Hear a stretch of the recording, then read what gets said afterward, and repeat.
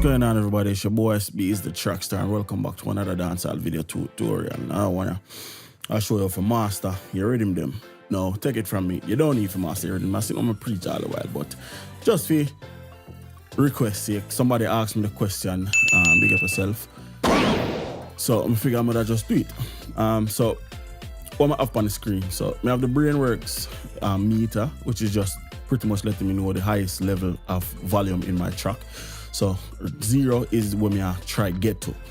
Don't need it, but because I don't upload the rhythm to YouTube, I want it as loud, as clear, as good as possible. When I send it to an artist, I just send the mixed version of the rhythm and that's it. Boom, done. This is a LUFS meter. LUFS is something where I'm not gonna lie, you have to more research it, but a basic understanding is if I bring in a rhythm right now, so let's bring in the Planet of the Apes rhythm, just remix it over and master it. This is a mastered rhythm, you know what I mean? So if you look on it and you look on the wave file, you can still say, yeah, it's mastered. So let's go to a loud section. Let's bring it. Okay, we have a tempo set where it's supposed to be there. Let's bring in what the rhythm called? My Life rhythm or My Time rhythm. So this is the rhythm we don't master today. So let's bring that in. You can see the difference between the waveform. So you can see the waveform for the master track is a lot bigger, you know what I mean, but that's not always the case, because sometimes you have people who mix a thing and they mix just big, and you know what I mean, and the track is still garbage, you know what I mean, but it's just them don't know better. So let's shorten up the mixer, bring in some more plugins and so. So let's play the Planet of the Apes rhythm, so you can hear exactly what I mean by the, can give a better understanding of the LUFS meter. So let's mute my voice and just play the rhythm.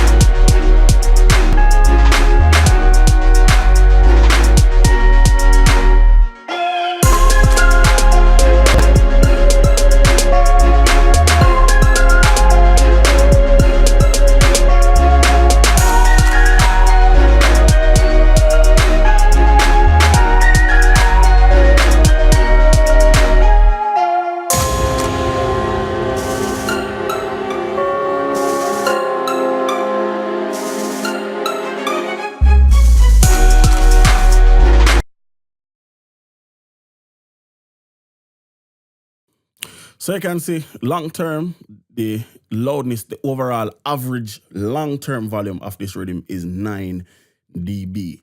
It might be loudest, like the loudest point might be 0, as you can see from the limiter where it show it right at the line, you saw 0. So that might be the loudest point, individual point where it might go to, but the average volume for the track is 9 dB. That's good. That's our industry level master, you know what I mean? That's where that's the most industry track. I hover around -9, -10. Nowadays it I get a little bit lower because people are really interested in the loudness no more. It's more about dynamics. So a master nowadays will look like how this mixed track look, but it's just a little bit louder because them put mastering upon it, but them just now crank it up and limit it as much as them would unlimit it, you know what I mean, compared to a older track when everybody just want loud and just want them things sound the loudest. You know what I mean? So we don't go through now and we don't pretty much break down the steps if you get to something like that. So let's loop out a section in the track we don't master and play it so we can get a understanding of where the average loudness there right now compared to where we might end up when we're done. So this is the track we don't master. So I'll start from the beginning, but it don't loop. This is the loop section I will work with. So I'll start from the beginning though.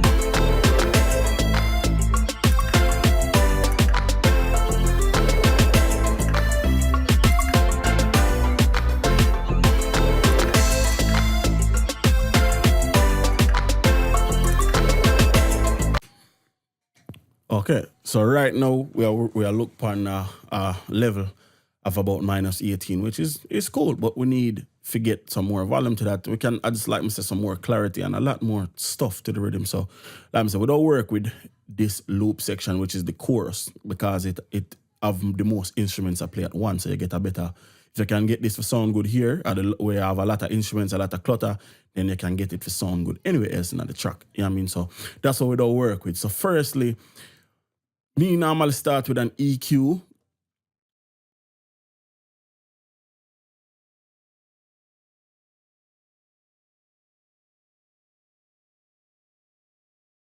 Yeah, so the Pro Q from Fab Filter will do. Reason why I'm have it, the instruments them on the track itself and not on the master, is because if I put it on the master, it will affect my voice. But if I do it this way, it's pretty much kind of the same thing. Just I have more control over the volume of the rhythm individually away from my voice. So simple filter, simple preset at that. So master filter, anything below 30 hertz, anything above.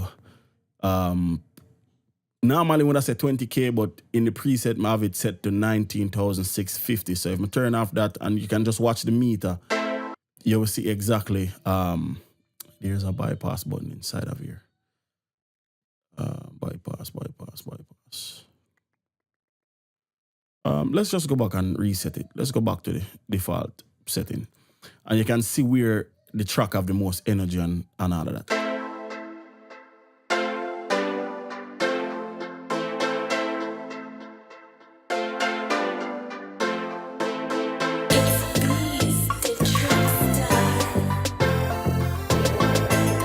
Oh shit, me never link it to the track. Sorry about that. Okay, so now we can just bring it to the chorus. So you can see where most of the energy in the track there.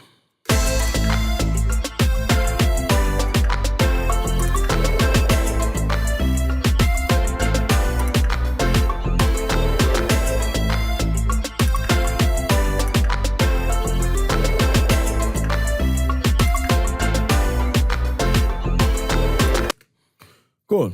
So you can see a lot of stuff are going down here, so that's unnecessary. Anything below 30 is unnecessary, and a lot of above, 20K is unnecessary. So we just do a simple filter and get rid of all of that, and it adds some cleanliness to the track. You know what I mean? So that's pretty much what the preset is for. As I say, I'm not gonna change nothing about it.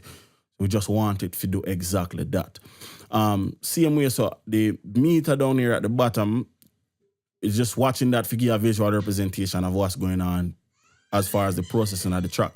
So if you look and see, most of the track right now is very dynamic. Dynamic means it have a lot of different loud and low points. So you can see very dynamic. So we want kind of control that a little bit more, so we don't bring in a compressor next if you do that.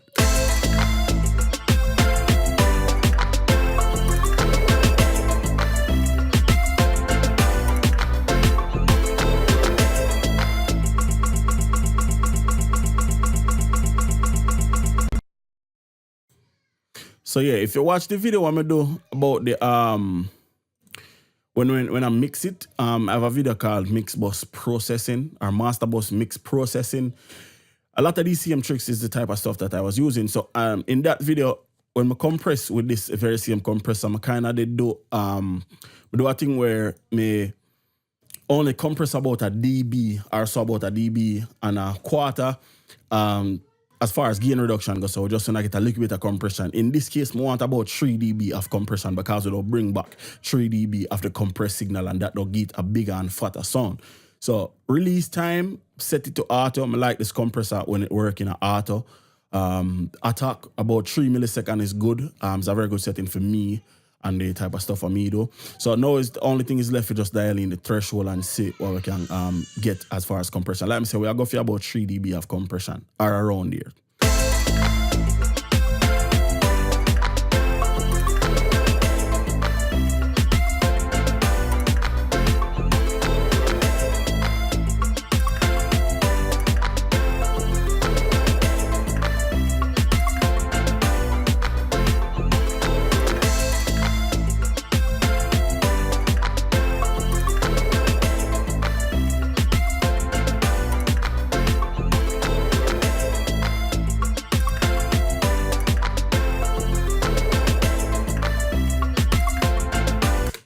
Okay, cool.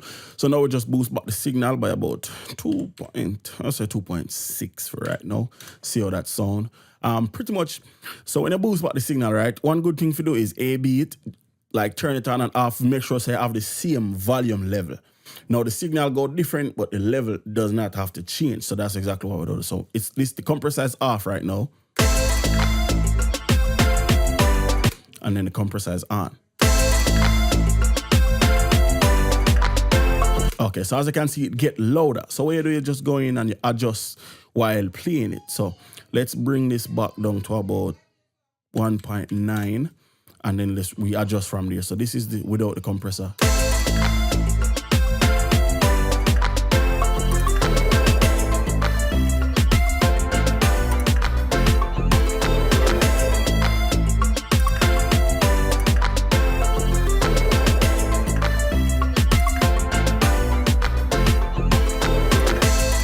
Okay, cool. So that's pretty much a good level right there. So let me show you one quick trick where you can use if you're using FL Studio with this type of limiter right here with the display on it. So you see this ceiling thing right here? This is what you do, right? Bring this down while you're playing the track and just bring it down to where the track start clip, where it start get, so you start get some type of limiting they go on because the track go past, so you know what I mean. So once you start see them bar them up in the middle line start come down, you know say the track they touch it. So I'll play it and bring it down and I'll show you a good way for use compression, but using this as a display for the compressor wire I use. So let's do that.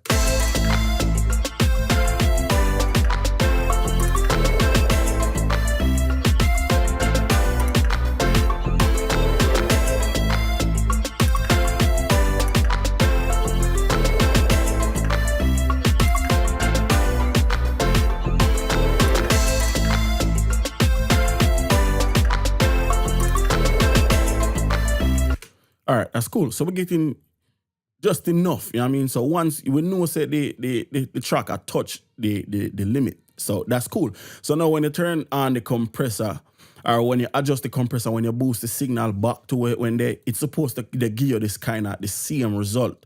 So if it now give you the same result, all we do is just adjust the volume, the makeup gain on the compressor, and then watch the limiter now, and that will help you figure out exactly how much volume for boost or reduce. So let's do that now.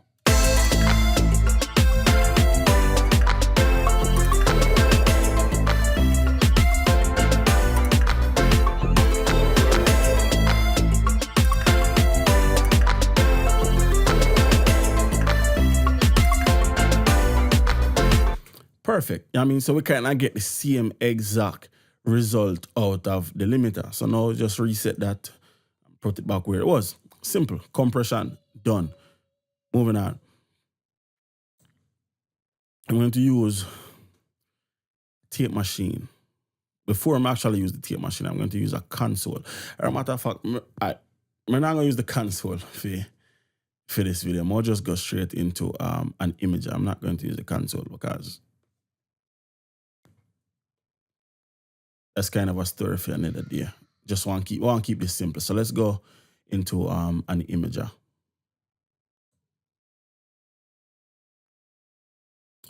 Yeah, so if you see the track kind of need some type of widening or whatever, you just bring in an imager and then you just spread the track out and see how it sound good. You just play around with the width until you find a good spot for the track. As well as if your imager is like mine where it have like type of like balance left and right type of thing, where if the track play more to one side than to the other side, this imager can fix that.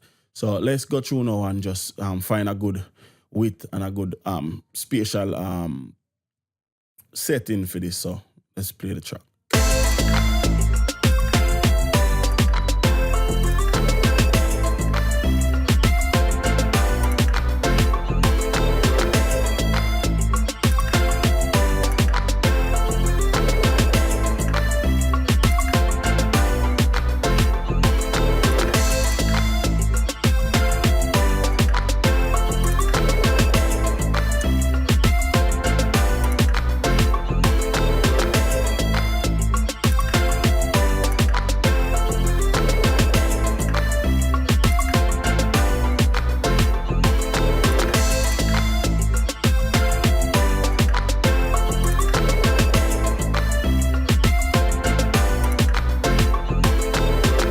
Cool.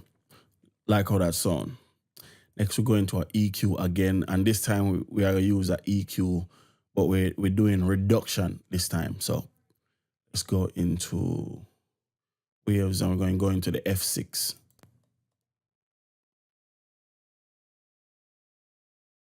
So any track you do, there's always going to be frequencies that are not so pleasant, to the ear. It's like frequencies where you just, no matter how you try, you're just not going to like them. I'm just terrible. So dynamic EQ or a multiband compressor, same thing, is one way of fixing these problems. But before fixing the problems, you have to identify the problems. So you need just a regular parametric EQ will do, or any type of EQ, as long as you have a bell curve on that EQ. If you don't know what a bell curve is, I'm about to show it to you. So a bell curve is pretty much this. That is a bell. If you look up on the icon right here, it's shaped like a star. So that's a bell curve. So what you do is just switch, especially in FS2, I like this EQ if you do that, because all I have to do is just switch to the bell, and then we'll just sweep through all of the frequency them and find some nasty frequencies and go through and correct them. So that's exactly what we're about to do. So let's just play the track, sweep through, find a frequency, and then fix it on the dynamic EQ. So let's go.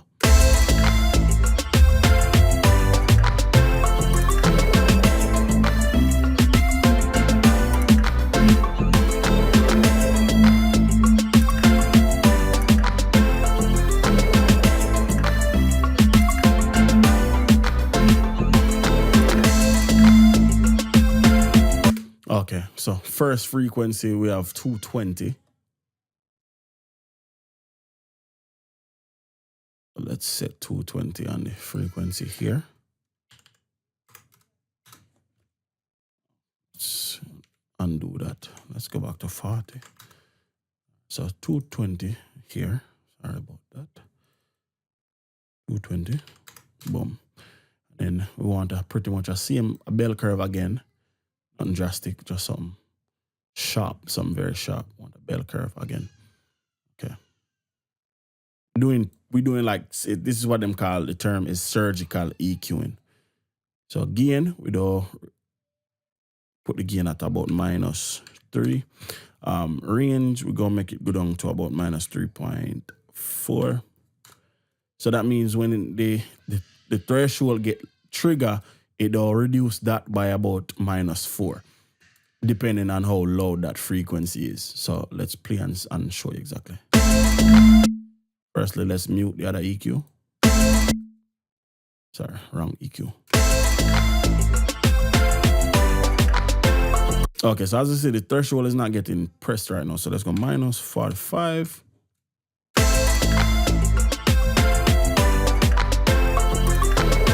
Let's turn on this band.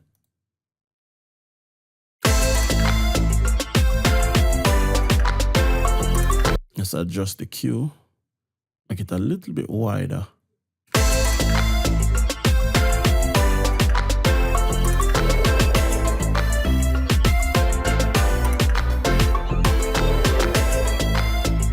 And we can also solo it out just to make sure that we're doing the right type of processing at the right frequency. So let's solo it out.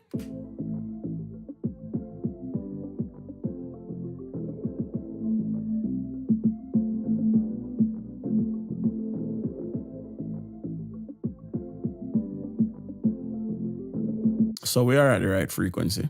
So that's perfect. So let's move on to another frequency. Let's keep on sweeping.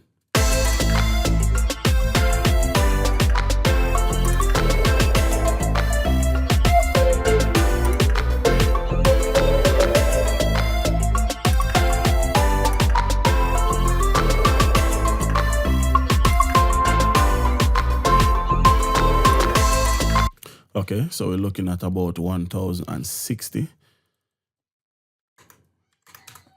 So we kind of do the same thing. Gain reduction about -2.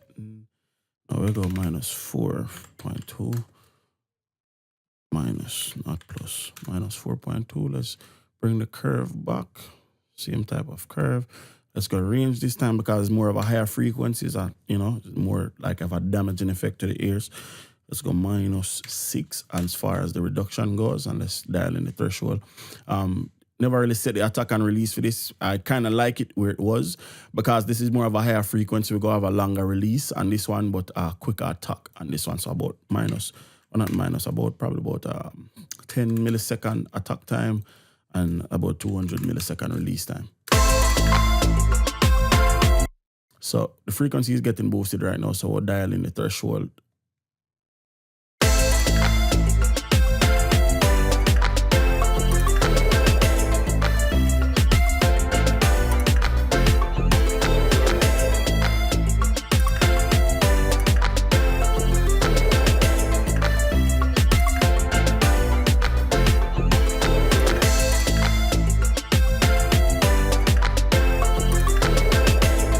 Nice.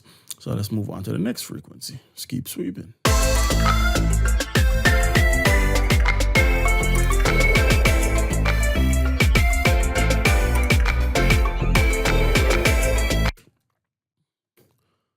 All right, so now we are at 2034. 2034. And then this time we're going to do more of a very subtle but more sustained. But like I said, it's going to be very subtle this time around.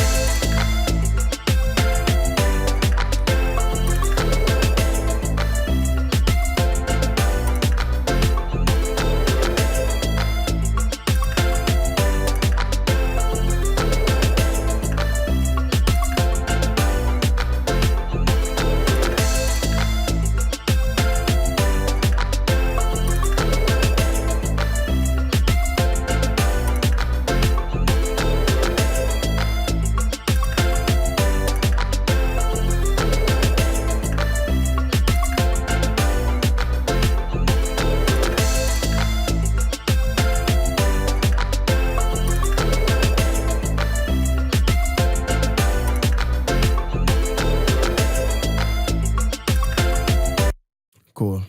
And then lastly, let's do another frequency. And the reason why I don't process every little nasty frequency because there's one right before it here.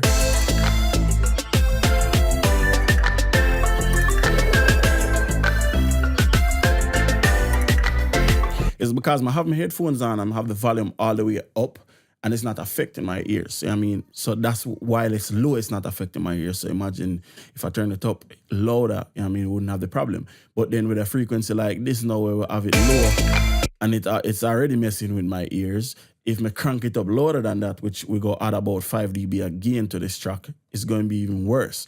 So that's the reason why I don't just jump onto every frequency or sound nasty.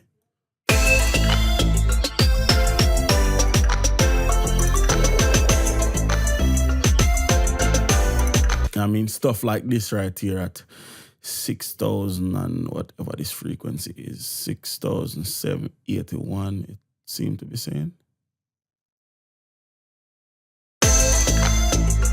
Oh, 6,200, so 6,200. And 2, let's go like that. This is going to be more of a wider curve. So Q though, look a bit wide again. Okay. Range, we'll bring this down about -3.6. This threshold, we'll go set that to -24.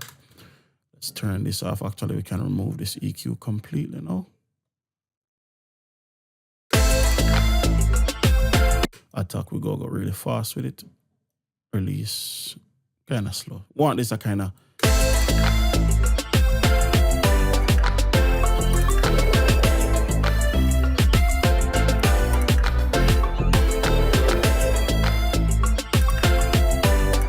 Okay, cool. So because we do all reduction and stuff like that, we're doing a lot of reduction to this track. So yeah, anytime you reduce, you have to boost. So we're going to boost the good frequencies.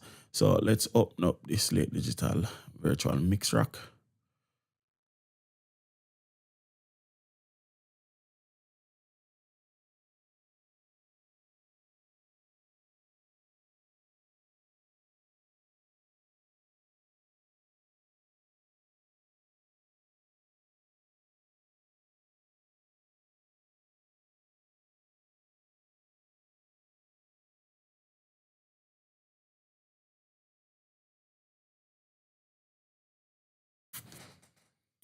Okay, so yeah, while it's a load, let's explain exactly what I'm gonna do. Firstly, I'm gonna run the entire mix through a console.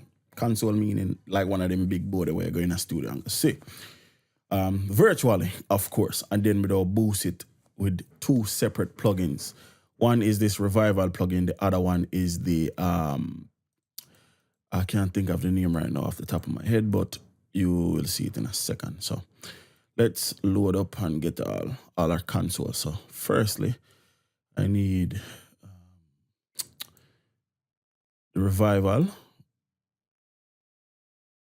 and console.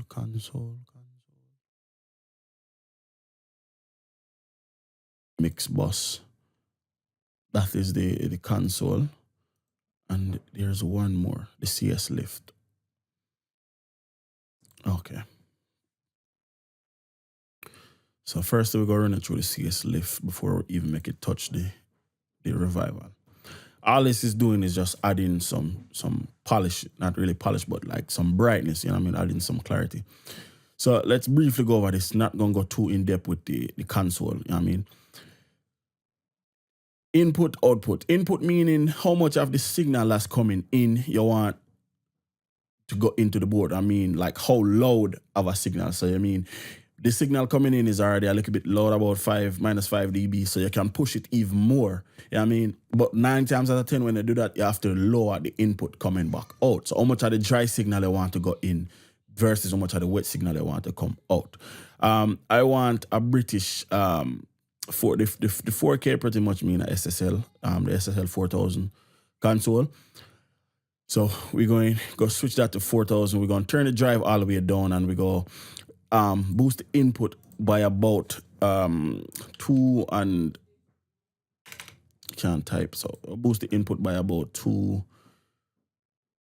or close to about 2 dB. And as you can see, the more input I put in, the more the output comes down. I mean, no, we don't have to have it like that. We can turn off the link and adjust as I see fit, but for tutorial's sake, we just don't leave it simple.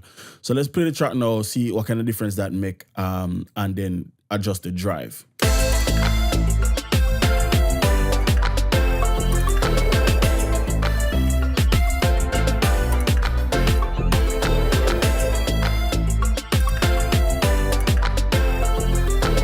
All right, so immediately the things that I notice is that the hi-hats get brought up. A lot of the stuff that's in the background gets brought up, not to a very loud level, but it just get bring up to where you can hear more of what go on. You know what I mean? There's more clarity go on in the background, not to the stuff what you immediately hear. Like you immediately hear the leads, the kick, snare, claps and all that stuff, but that's not the stuff that gets brought up. The stuff that's in the background is the stuff that the warmness of the console bring up. So let's go now and adjust the drive and see what more we can extract out of this without getting too much.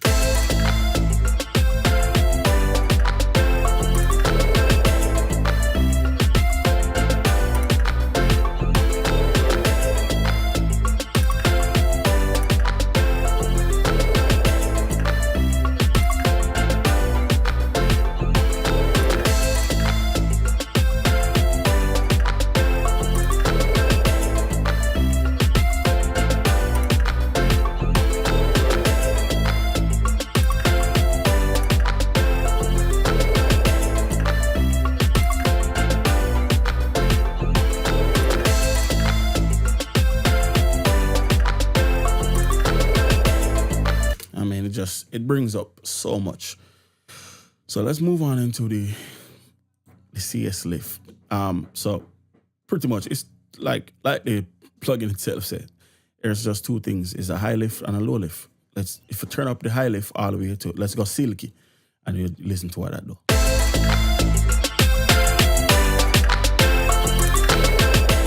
I mean, it's the top end, and then if we go low.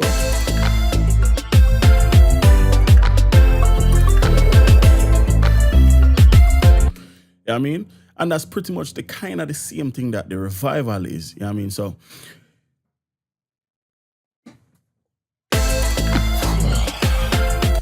Yeah, so the revival is pretty much the same thing, but them do it in different ways, which is why I have both of them loaded. So as far as the high lift go on this one, I'm just gonna give it a little bit, not a lot.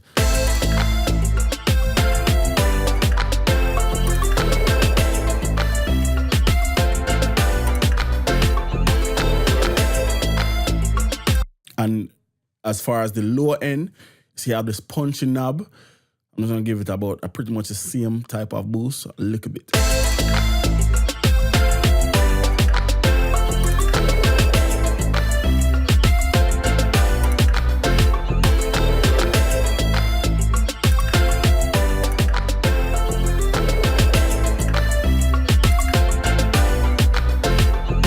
Just brings that bass forward, the hi-hats forward a little bit more. So we're going to the revival now, and we're pretty much going to do the same thing. So the revival gives you a lot more room to boost.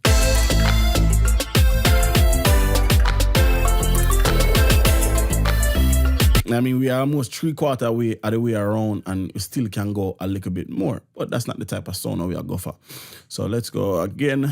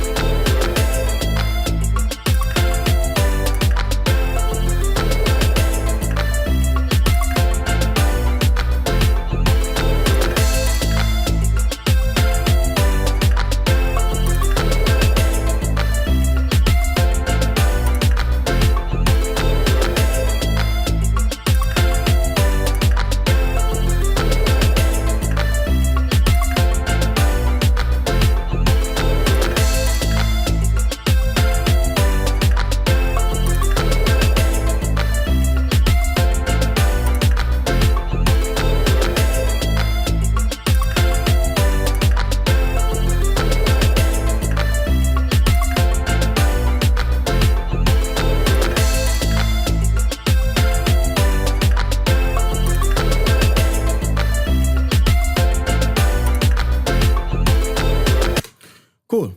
So now that we're doing a lot of boosting, the dynamics are starting to go up. So, you know what I mean, it's time to start kind of bringing the dynamics back under control.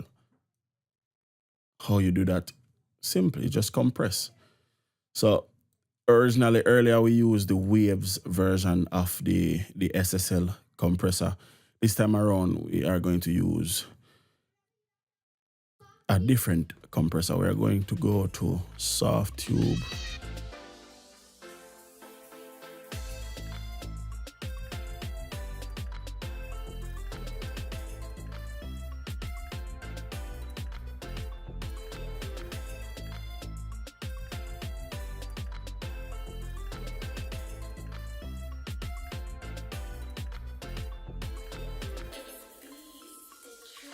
Okay, sorry about that. Let's reload that. I changed the name, so the plugin never recognized the plugin. So let's rename that.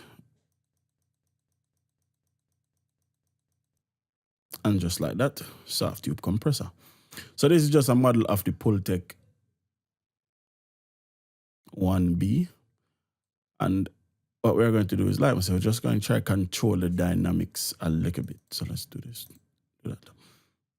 So let's see what we're working with. Let's go. All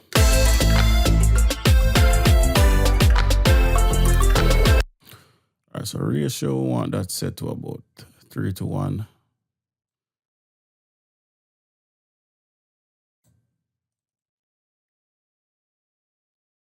Okay, 3:1.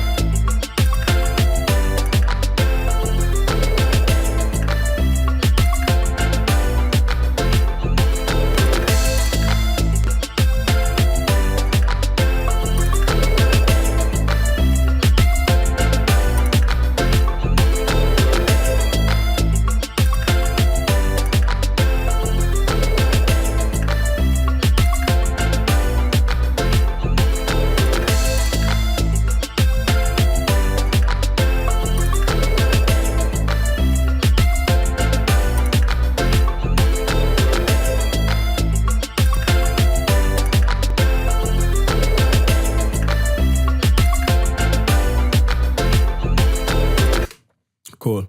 So that's set. So what I'm gonna do is pretty much dial in a little bit of compression and then scale back the input or the mix pretty much. So how much we want compressor, about 25% of it is getting compressed. And then the other 75% of the signal is just the average dry regular process signal. But like because I'm saying we just want control the transients, we don't want the dynamics get out of control. Just want to flatten out a lot of that.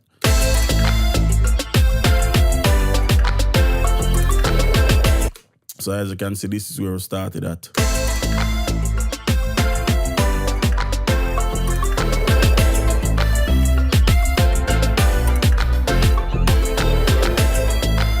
And then you can see we just go in and add some life, some body to the mix.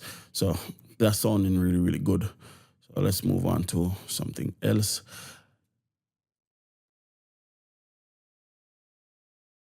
Okay, so one of my favorite things to add, especially when you mix, is a J37 not compressor, J37 tape machine from Waves. I really love this plugin.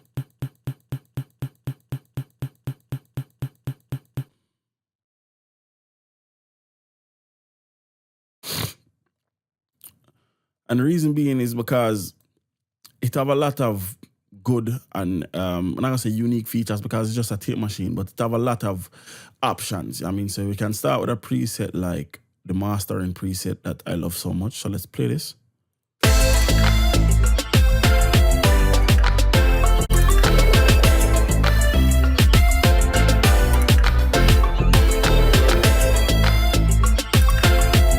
Play around with the bias and the speed.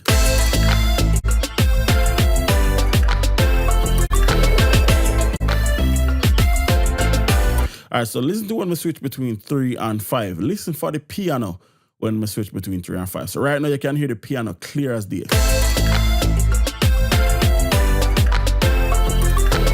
But when I switch to 5, the piano gets buried.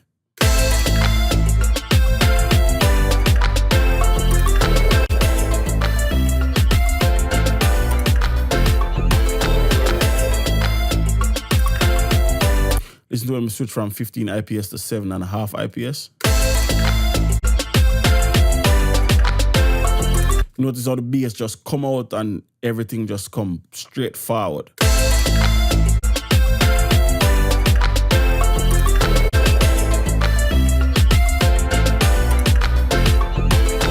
When we switch the formula to 815, now we can play the bias again. Let's go back to +3. I mean, the bass kind of get too strong. So let's go 811. Everything just go downhill. So let's get out of 811. Go back to 815 and let's keep the bias normal. Bass a little bit too heavy. And if we go to +5, then everything kind of just, it just kind of get out of control. So we stick to 888. Let's switch back the speed. Actually, just let's switch to 888 and listen real quick.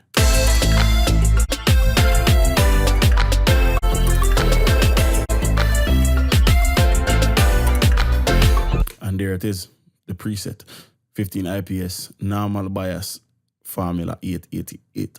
So let's add a little bit of saturation to it now. Let's exaggerate it first so you can hear it. Okay, and then let's dial it back till we get a good, nice, warm sound.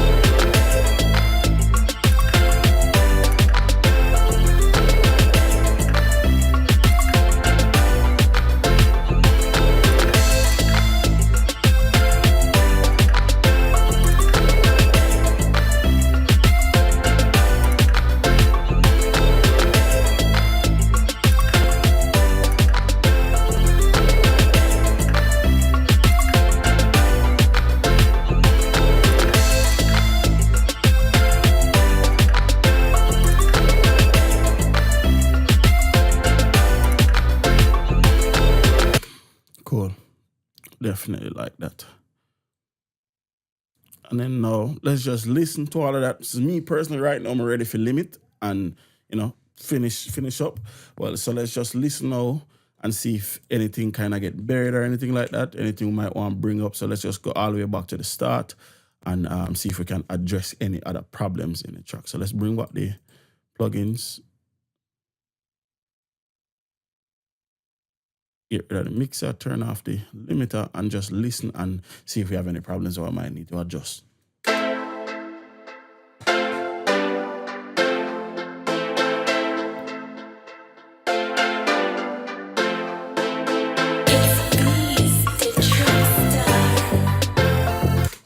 Right there, right where my tag come in, too much S in.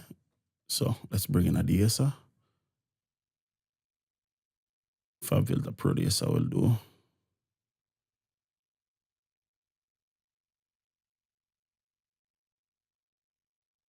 Let's go right where my tag drops at 5 and let's see if we can correct that a little bit.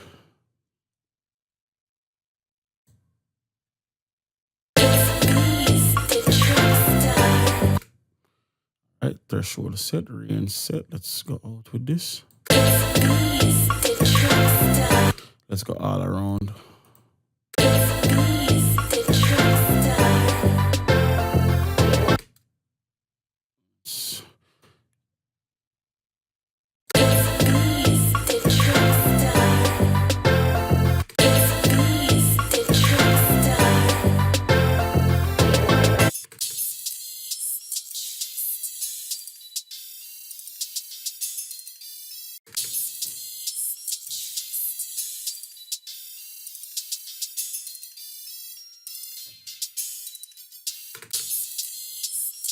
Let's take a listen.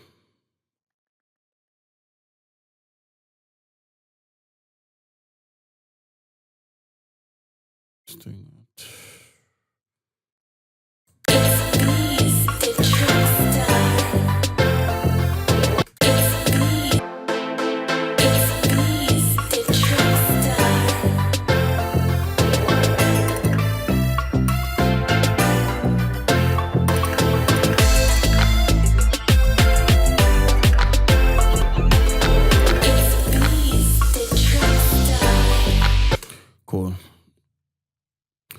So from there, we go on to the master track.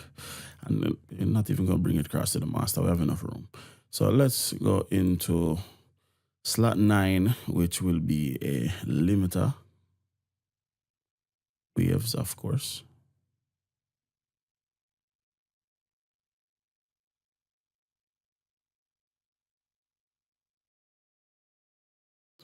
And I'll bring in the L2 from waves.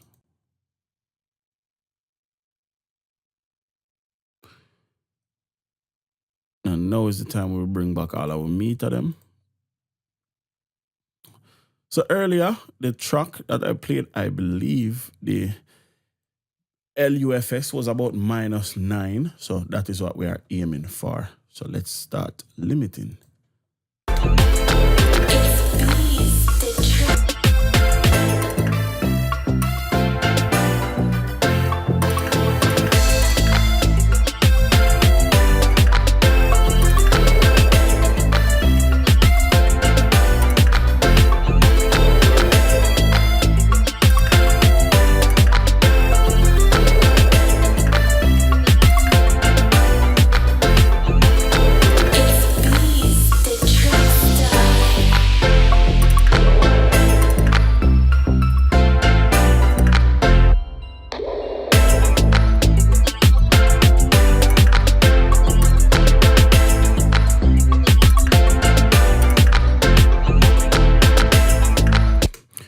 Okay. So we're not at -9 yet, but there's no need to try and get there all through one plugin. One thing that I was just hearing is once I start to really hit the limiter heavy, so once we go along below 2.5, it start. So that means that the limiter's job is pretty much done. There's nothing you can do at that point. So what we're going to do now is bring in a soft clipper. from Kazrag.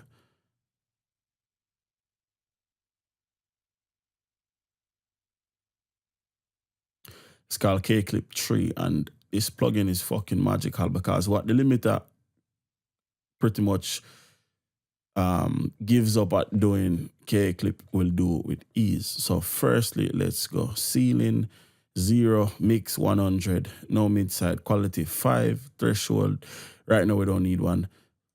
We want a tape style master. You can hear, as soon as we switch to tape, it bring in all of the artifacts and stuff like that.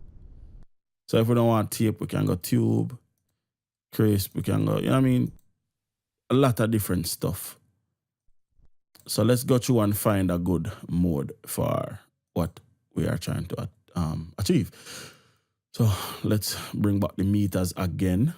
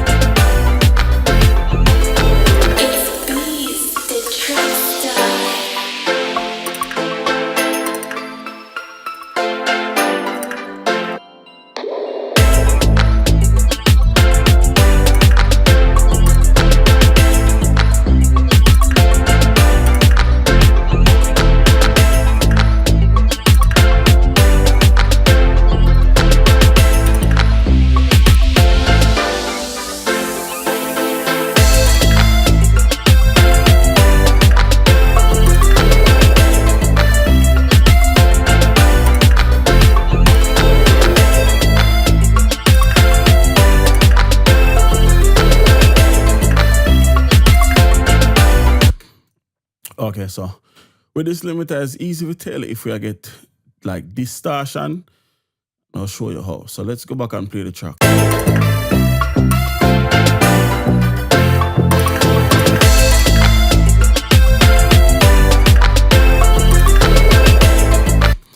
You see if the waveform is flattened out and just look nasty and all of that type of stuff.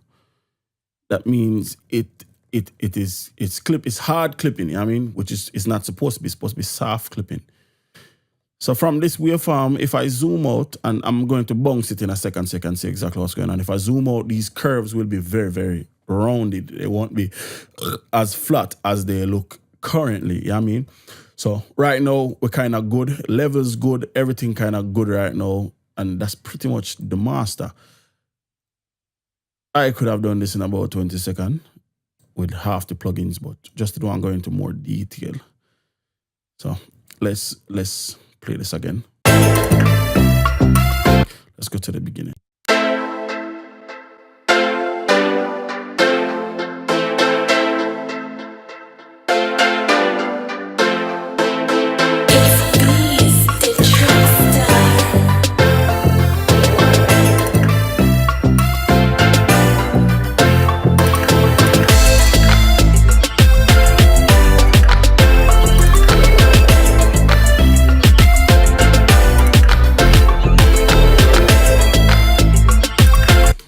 Okay, so now as you can see, we're reaching up into levels and territories where we don't want to be. So we don't want them -6. So let's take off a dB off this track. So let's go back to 2.7. Take off a whole dB off this track. And then let's put the mix to about 90%. So 90% wet, 10% dry. Let's go.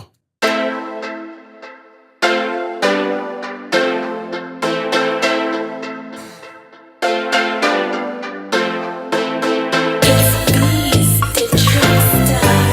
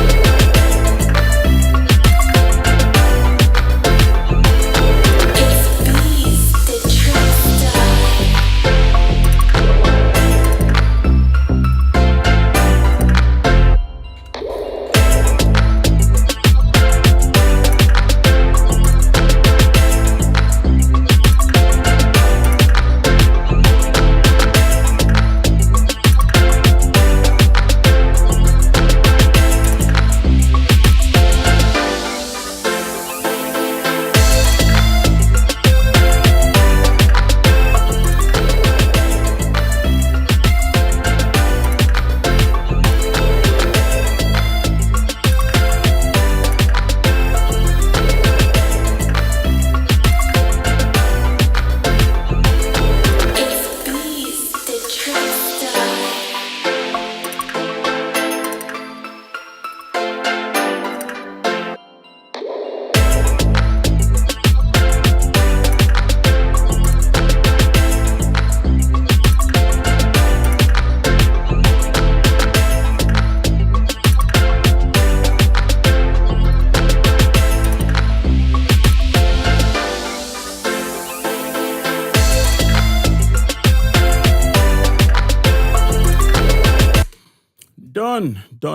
Done. So let's export this, bring it back, and reference it in comparison to the Planet of the Apes mix master track. So let's save this. My time. Let's go mastering session. Done. Let's wave file export.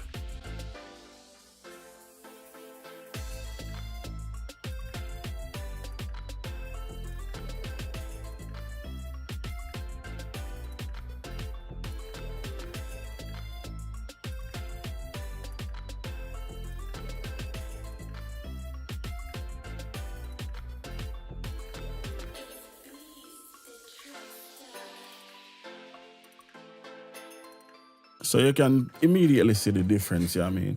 And just like I was saying earlier, if I zoom in all the way in on this track, it might look like it's clipping hard, like this peak right here, it looks very flat, right? So if I zoom in all the way, damn, fucking piece of shit. Zoom out. So right here is this crack I'm talking about. So let's zoom in on this. And you see, if I zoom in all the way, there's no, like, not any type of, you know what I mean, clipping going on really. It's just how it looks because of the waveform. It's pretty all right. So now if we turn off all effects, off that and off this, and just leave on the meters, and if I play that in comparison to the, let's detach this again. In comparison to the Devabrat, we have this.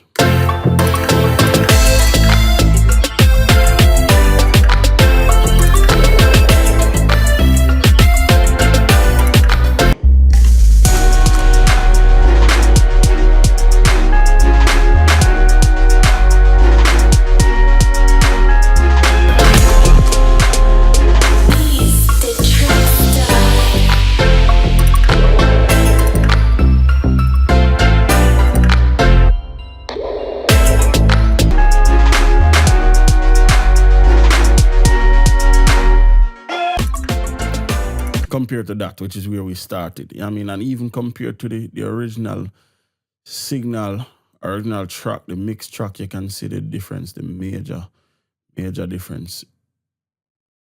Let's go back to the start.